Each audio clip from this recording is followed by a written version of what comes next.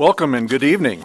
This is the April 16th, 2018 meeting of the Coeur d'Alene Parks and Recreation Commission. Melissa, would you call roll, please? Commissioner Cranston. Here. Commissioner McDowell. Here. Commissioner Lean. Here. Commissioner Tate. Commissioner Hill. Commissioner Wood. Commissioner Edinger. Here. Commissioner Hart. Here. Commissioner Freeman. Here. Okay, thank you, Melissa. Commissioner Hart, would you please lead us in the pledge tonight? My pleasure. Everybody will stand for the Pledge of Allegiance. I pledge allegiance to the flag of the United States of America and to the republic for which it stands, one nation, under God, indivisible, with liberty and justice for all.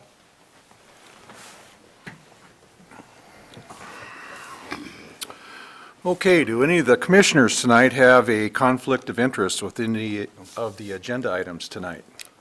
No. None here. There are none. Next then would be the approval of meeting minutes from our March 19th meeting. Has everybody had a chance to read them, and is there any revisions, comments, or motion? I would move that we adopt the minutes as presented. Second. Commissioner McDowell made the motion to approve the March 19th, 2018 meeting minutes, seconded by Commissioner Edinger. All in favor? Aye. Any opposed? Meeting minutes are approved.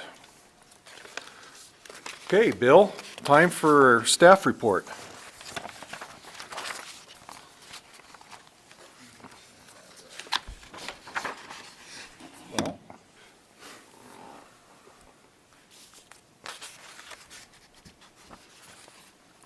So first of all, we'll talk about the recreation stuff that we have going on. Our youth soccer program for kindergarten through 8th grade is underway. We had 67 teams participating. Our 3- and 4-year-old mini kickers, believe that or not, the ball hits them about a kneecap. We've got a bunch of those kids running around with Jenny Stokes. The soccer club's helping us out with that, and it's about 100 kids. We've been out there on a couple of rainy sessions already. We've enjoyed another successful round of swim lesson registration, and we're all filled up again. We concluded our adult softball registration this week and expect to get about 100 teams. And this last weekend, we had our co-ed preseason tournament and we canceled due to the rain. Our guys were out there Friday busting it, getting them ready, but it was so saturated they just called it. There's just no way. We might have get one game in, but with the rain kept coming, we just went ahead and canceled that. We're in the middle of doing some repairs at Ramsey. A lot of the fabric near the dugouts along the bottom, the wire came loose, so we've got a company out there gone and pinned all those wires down for us. So it was a safety issue. And then, let's see, league play for our softball program begins next week. And we've started our registration for our summer dance program and our Skyhawk summer camp. That co-sponsors that as well. And let's see, and currently our staff, we're working on plans to have the National Kids Day, Saturday, March 19th, held here at McEwen Field. As far as the park stuff goes, we've got a lot of different things to show you. If I can get to that.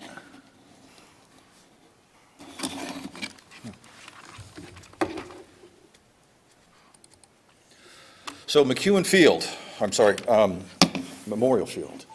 As you've seen, we've got a lot of action going on out there. Excuse me, Bill, I don't mean to interrupt, but we're not getting a We're screen. not getting anything. Back in the booth, can we get this stuff on the screen?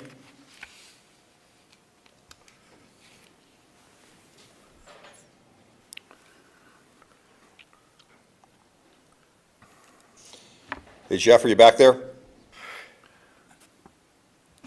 Coming out. Yep. So the weather's been inhibiting some of the work that we're doing out there. We had a small window with the pavement that got down a couple of weeks ago. The trail from Fort Brown Drive corner, the commuter trail, all the way to River got paved. This project was only going to pave the portion from River back to the edge of the parking lot at the museum, or the carousel parking area. The rest of the stretch, we had some funds set aside for Parks Capital for that and for trail work, and so we were able to give that stipend back to the project so we can get the whole thing done. And so that whole distance, it's done now. We also, our crew put up the structure. I was going to show you a picture of it here. We can get it up and running, of the playground. So we have all the foundation material in. We're not going to put the platforms on it until such time that we get the chips, the fall zone, because we don't want people, getting on them. The sports courts have all been paved, and some of the fencing is up for that. So the pickleball courts are in place, as is the futsal court. And then the skate park, we went out to bid. We had requests for qualifications for firms that could do the work according to a skate park type design. Just not any contractor can do the work. So we had 4 companies look at that, and only 2 of them really qualified, in that they didn't have the correct bonding or the type of Idaho license that they needed to have to work here. So we have 2. One of them was a company called Evergreen, the other one was Grindline. And I was going to show you the design of that as well. Let's see. The restroom also was going up. You might see some footings there. That's in the middle of the park. And so that is a spot that is where the restroom and the gazebo structure, which is an attached pavilion kind of item, next to that.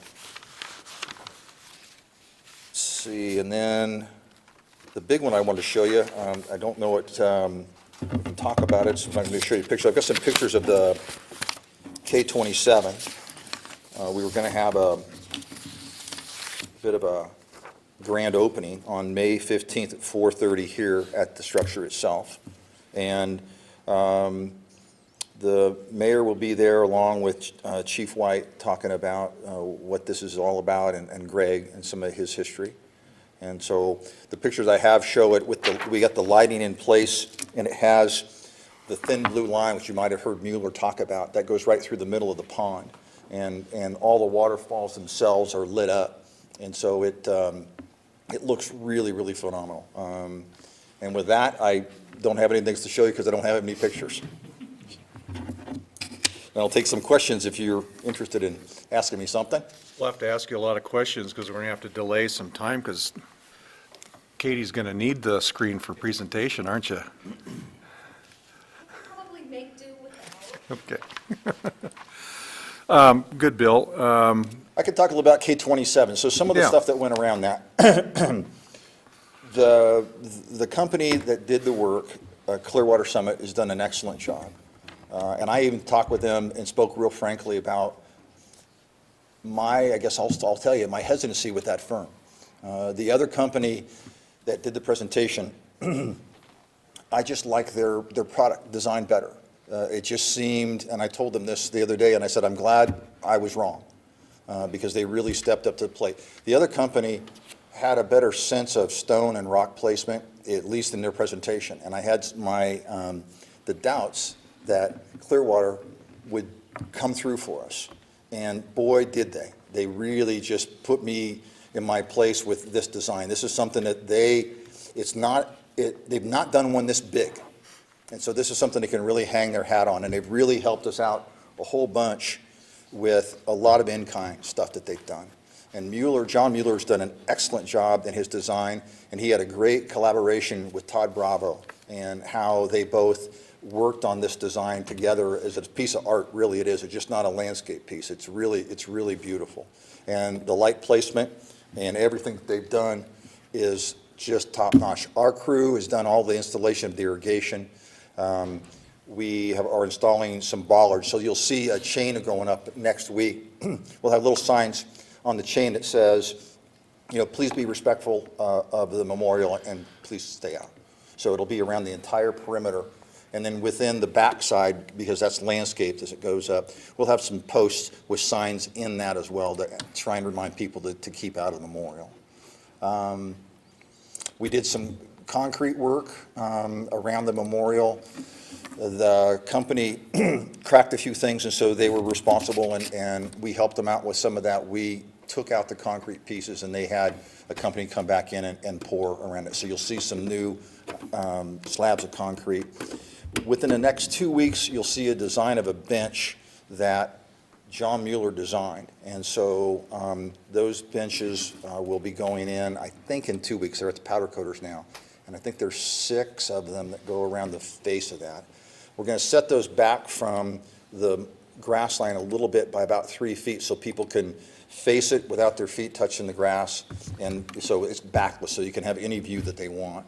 I don't know if anybody had a chance to go up 4th Street and look back into the park when it's lit up, but it is just really phenomenal.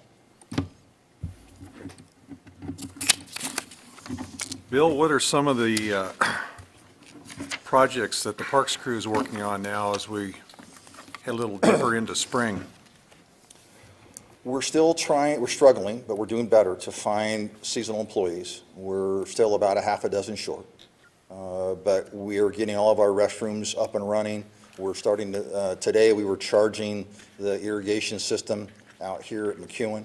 Our fertilizer order came in today. I think it was supposed to come in today. So within the next week, we're laying down some fertilizer. All of our pre-emergent and all of our bed works throughout our whole park system was done just before the rain. So everything's been pre-emergent. So pre-emergent, we put that down so that it helps stop the germination of weed seeds. So the beds themselves are freer, and we don't spray a contact. Instead, this actually creates a gas right at the surface level and will inhibit the grass seed from germinating. We're getting ready to do some work here at City Hall. Where all this stuff outside City Hall where those 2 bare areas of dirt are, we pulled some irrigation line into those areas, and within the next 2 weeks, Jeffrey said we'll start working on that one. So we'll have some turf and some plants like we did before. A little bit different configuration, but nonetheless, we'll have it up pretty soon. Are all the parks restroom facilities up and running now? I think, yes, we are. We had everything open in the downtown corridor for Easter, and then everything else is on by now. Yeah. Any questions for Bill? Yeah, Bill, I see a lot of green grass in the outfield there at Memorial. How's the sod farm going? It's coming along. We're still waiting to see how much bluegrass is in that. And so I'm going to talk to a seed supplier of ours, Jack Zimmer.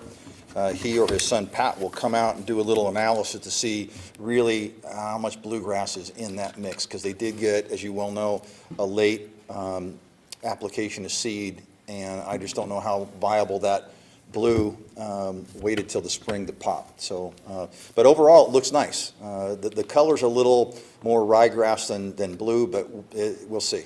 This time will tell. We're waiting for some warmer days. You can see around your bluegrass at home probably is starting to get a little green, so we're starting to see some of that evidence. Ron?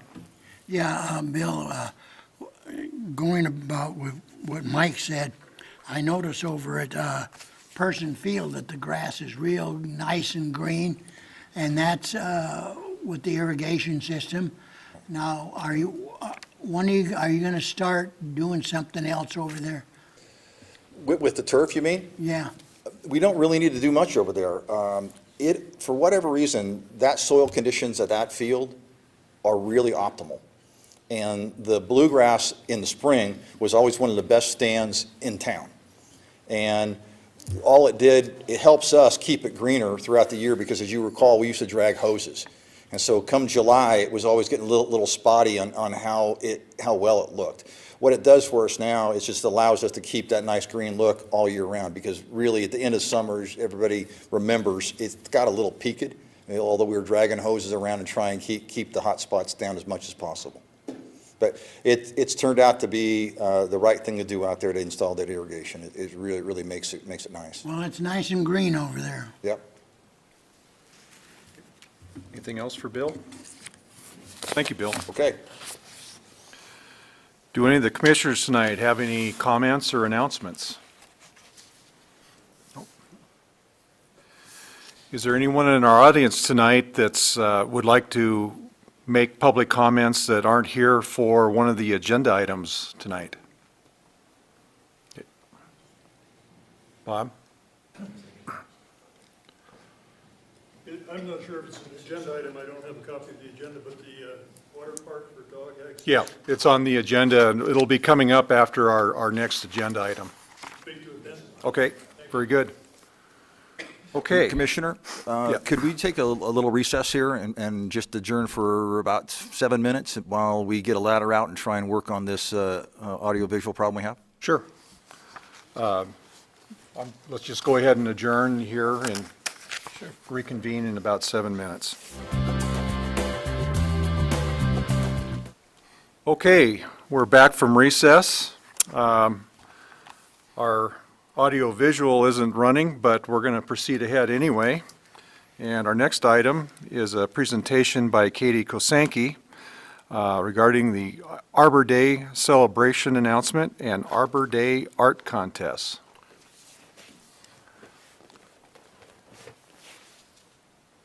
Good evening, Commissioners. Thank you very much for having me tonight. I just want to tell you a little bit about this year's Arbor Day celebration. And then we're also going to be presenting lots of awards for a couple of different Arbor Day art programs that we hold every year. This year's Arbor Day will be held on Friday, April 27th at the NIC campus. It's going to be at the corner of Hubbard and College Drive. We'll have some signage out, and we're going to do a tree planting there. The reason that we're going to be having a combined Arbor Day event this year is because NIC is actually going to be receiving a Tree Campus USA Award. And you know, it's similar to the Tree City USA program. They're actually going to be the second campus in the entire state to get the accreditation, so it's really great for them. We've been working with them, assisting them a little bit, since we already have such a good urban forestry program in place, and have been able to give them tips on things that they can do to meet the requirements of the program. Bill McElver at NIC has been heading up those efforts with his staff, and he is the one to credit for the accreditation and worked really hard on all the qualifying items. And a lot of the things that were requirements they were already doing beforehand, so it really made sense for their campus, and it's really great. So they'll be receiving their Tree Campus USA Award, and at the same time, we'll be receiving our Tree City USA Award for the 34th consecutive year. So we'll have some educational displays, we'll have some seedlings to give out, we'll have a tree planting on campus there, a ceremonial tree that will be planted, some free lunch. It's going to be a great event, and it starts at noon there at NIC. A couple other items to mention for Arbor Day. We have an Arbor Day program scheduled here in the Children's Library for next Wednesday. We have a seedling bagging date coming up next Tuesday. That's when we individually bag and tag all of the seedlings for to go out to the fourth graders. And I'm going to invite John up in a moment to come up and talk a little bit more about that program as well. We have some trees that are being planted on Tubbs Hill. We're going to finish them out this week. We've called for various volunteer groups to come and plant some if they'd like. We also have a staff person that's assisting with that, J.D. Reeves. He's our seasonal urban forestry worker. And actually, over this past weekend, he coordinated from start to finish a volunteer tree planting and nature hike with the staff and kids from Children's Village. And, you know, he did a really good job. They really enjoyed their time up there, learning some of the tree species and plants, and there's lots of wildflowers up there right now. Right now is a really good time to go up there and check out the wildflowers as well. And they're planting some white pine and larch on the north and northeast part of the hill. It's pretty encouraging to go up there. We're doing some fill-in spots, but there's some seedlings that we planted back in 2011 that are almost taller than me. There's some larch the white pine are getting there, but it's really promising to see that progress. And so there's still some fill-in spots. Each year we're planting a few more, and we've got 80 to plant this spring. And so with that, I will invite John Schwant up here, and he will talk a little bit about the Arbor Day Button Sticker Contest. And this is the 32nd year of this program. John's been heading it up since the start, and over 72,000 tree seedlings have been given out to fourth graders in those 32 years. So good job to him. Thanks, Katie. It's a pleasure to be here and great to see you guys. Just thought we'd bring you up to date on this long-term project that we've been doing, and basically all the fourth graders in the whole county, so that's all the school districts, are getting this tree seedling by this program, and it's brought to them by a whole lot of sponsors, and it costs about $2,000 to $2,500 a year, and we spend zero taxpayer dollars to do that. It all comes from these sponsors, and so I'd like to read those off so that we get a little bit of acknowledgement for those. And I'll tell you a little bit more about some of them in a little bit. Anyway, Avista Utilities, Specialty Tree Service, Idaho Forest Group, Potlatch Corporation, Inland Empire Paper, Stinson Lumber Company, Cannon Industries, Northland Nursery, Hayden Discount Cinema, Out on a Limb Landscaping, and then a whole bunch of other community organizations like the Master Gardeners. Venture High School sends a bunch of their kids over to help, and we wouldn't be able to do it without them. And the Idaho Department of Lands, BLM, and Parks and Rec. So it's a really fun project, and we basically take about, so are you going to tell about the date to be there to bag trees? I mentioned it, but you can mention Okay. it next Tuesday. So on Tuesday, the 24th, so all you guys, if you want to do something fun and get a t-shirt that looks like this, thanks to Vista, these are, all our volunteers are getting these t-shirts for helping out bag trees. It's kind of a sloppy mess, so you want to wear dirty clothes, but it's out at the Idaho Department of Lands. Can you please talk to the council so we can hear you on TV? Sorry, it's out at the Idaho Department of Lands Fire Warehouse, out off Atlas Road, and we would enjoy anybody that wants to come and do that for a couple hours. So anyway, the art contest, we decided, other than just doing fourth graders, we wanted to get more kids involved, and so a few years ago we said, well, let's have an art contest to design something, a memento for each year of the Arbor Day, and so we decided to have the junior highs and senior high art classes submit art to create a sticker or a button that can be worn to commemorate that special event. And we've had some amazing artwork, and a lot of it is back here on display, and we'll have it on display a few other times as well. But it's amazing what these young artists can do. And we have, it's one of the most difficult art contests you could possibly imagine, because we have a whole bunch of adults. We lay all the art out, and it's about 150 pieces of art. And we have all these adults come in that know nothing about art, and they try to pick which are the top 6 or 8, the ones that they like the best. And then those we take to the fourth graders, who are the ones that are going to wear these things or have the stickers, and we let them vote on them. And we have 5 fourth grade classes that do that. So you have to go through 2 judges. One's bunch of adults that don't know much about art, and a bunch of kids that really like to see what they want to get. So it's really a pretty rigorous examination and evaluation. Anyway, that's what the guys do, and it's amazing what they come up with. And the art is judged on not just the quality of the artwork, but the slogans and that sort of thing that go along with it. And so if you haven't had a chance, make sure you look at some of the art. So now, I guess we'll proceed with making some of the awards. Yeah, and so I'd like to invite up Commissioner Cranston, Chairman, if you wouldn't mind helping to hand out some of the awards. Sure. We could bring you down here and we'll hand some of these out.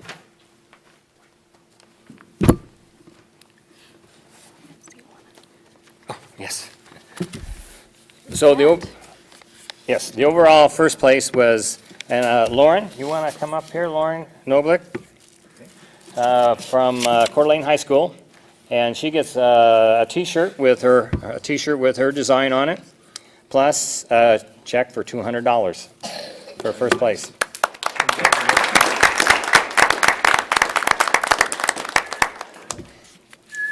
And the second place was Sadie Thompson.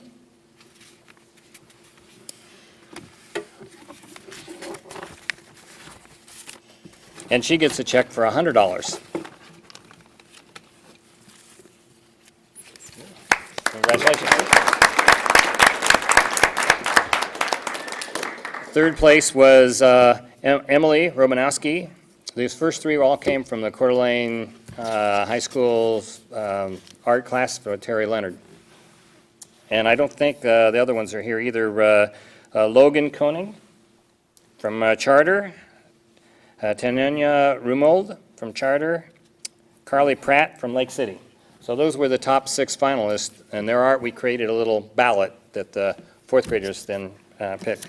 So I guess that's it then. Yeah, we'll do the rest of these at the school, and then we'll just move on to the Arbor Day poster contest for 5th graders. And so we'll go ahead and give those awards out. And this is a separate program for Arbor Day posters. It's really neat. We have the theme, Trees Are Terrific in Cities and Towns.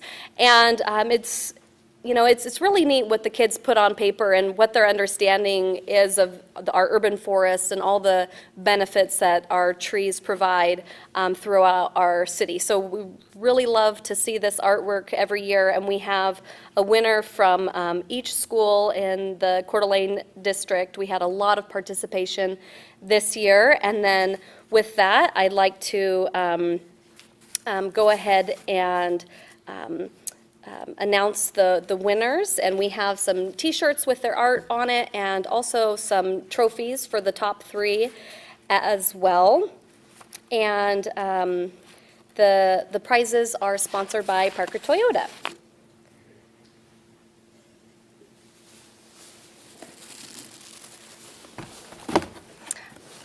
All right, so first place is Eleni King.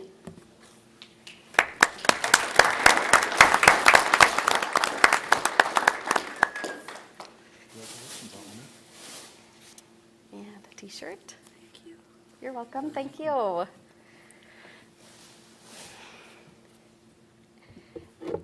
And second place, I don't believe Alia Lopachuk is here today. We're going to do this one at the school. And then third place, Kate Murray.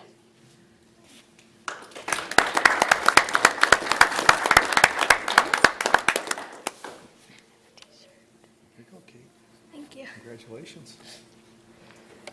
All right, and then fourth place, Ashlyn Blee.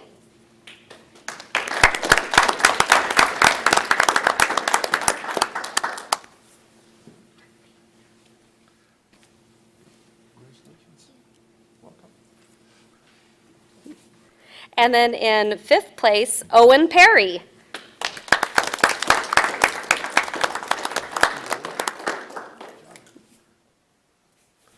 And in sixth place, Campbell Hancock.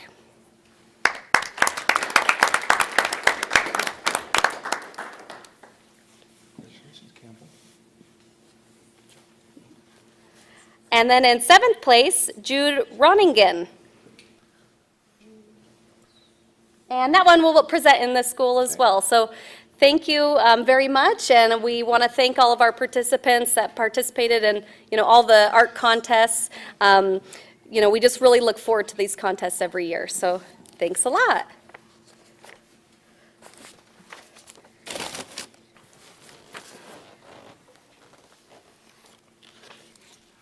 Thank you, Katie and John.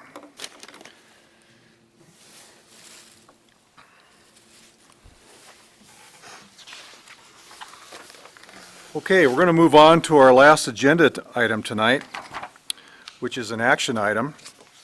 The decision tonight would be whether the Parks and Recreation Commission wants to designate Hubbard Street Park as an off-leash dog swim area. The City of Coeur d'Alene's first off-leash dog park, Central Park, at Northshire Park was built in 2010 with our partnership with the Kootenai County Dog Park Association.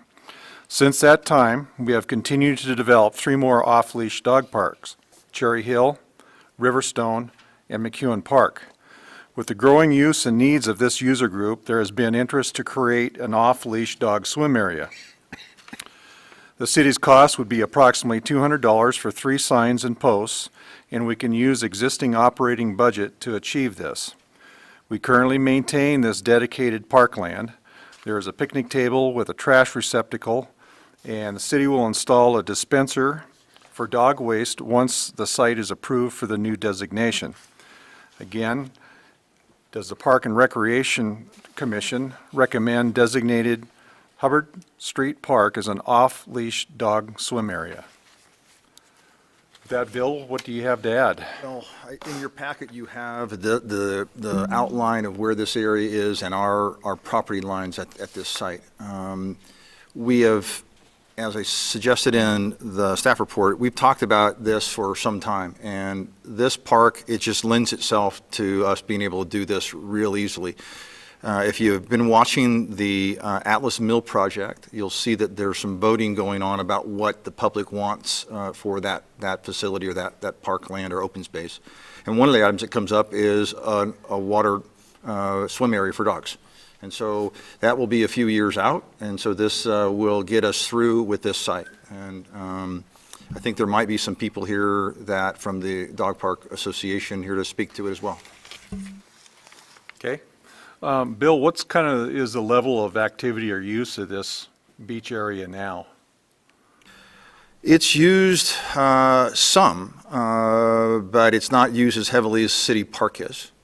So you'll see, again, you're familiar with the location. We'll see folks out there. We empty that trash can not as often as we do the ones at City Park along that beach front, but it's used. But we just felt like it does lend itself to compatible use with the dogs being able to have access to the water. Okay. Why don't we go ahead and invite members of the audience who would like to come up and speak to the subject. If you'll state your name and address for the record, you'll have 3 minutes. I'm Bob McDonald, 1407 Silver Beach Road, and tonight representing the Kootenai County Dog Park Association. Some of you I recognize, we've been working on this for some time, and I appreciate all the effort the commission has given to the dogs of our community, and there certainly are a lot of them. I remember my dog Jake, he never cared much for the water, but there was lots of other dogs that was their main priority. And of the survey that was taken, I think probably 90% of them, or 75% certainly, wanted their dog parks to have water access. It's the one thing that we're constantly requested by people that come to our community and utilize our dog parks, as well as the local residents. There's plenty of beach, but there's no designated beach for the dogs to have access to the water. So on behalf of the Kootenai County Dog Park Association, we'd like to request you give your approval to this, and we'd like to do whatever we can to assist you in its fulfillment. Okay. Any questions for Bob? Thank you, Bob. Okay, thank you.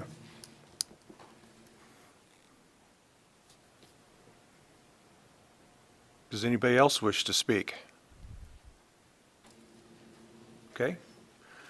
Well, it's open for discussion or questions. Mike? Yeah, I guess I would just say, looking at this seems to me like almost a no-brainer. It's an area that we aren't using heavily right now. It's being used along with any of our other water access, but certainly it's a relatively quiet part of the beach. So I don't think it would disrupt a great deal of other types of activity there.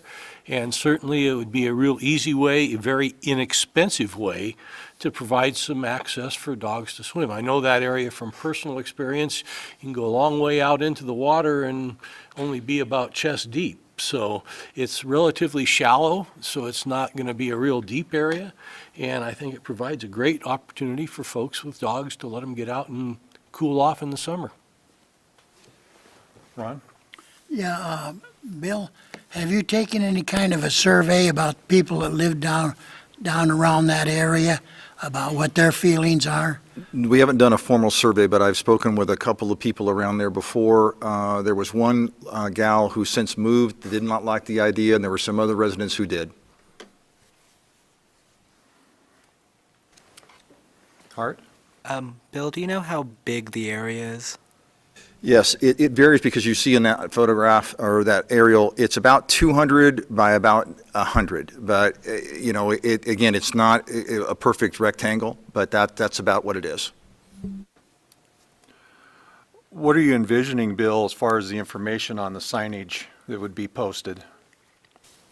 We are thinking that we would just say that dogs were allowed to access this area, and that would be about the extent of it. Not to prohibit anybody else from using it, but just that would be a location, because currently the animals are only allowed on the Centennial Trail, but they're not really allowed on the beach. And there's a lot of conflict with the user groups in the beach in the summertime with the animals. And so, again, as Commissioner McDowell stated, this is a little quieter area, and we believe it's just a really good fit. Is there going to be anything that would be helpful for people being able to recognize what the boundaries are? Yes, so at those edges where Commissioner Hart had mentioned, we'll have those signs that will face inward at those boundary lines that say, no dogs beyond this point. And then there'll be a sign facing Rosenberry Drive that'll say that the dogs were allowed at this area. So we're thinking probably 3 signs around the perimeters of this space. Okay.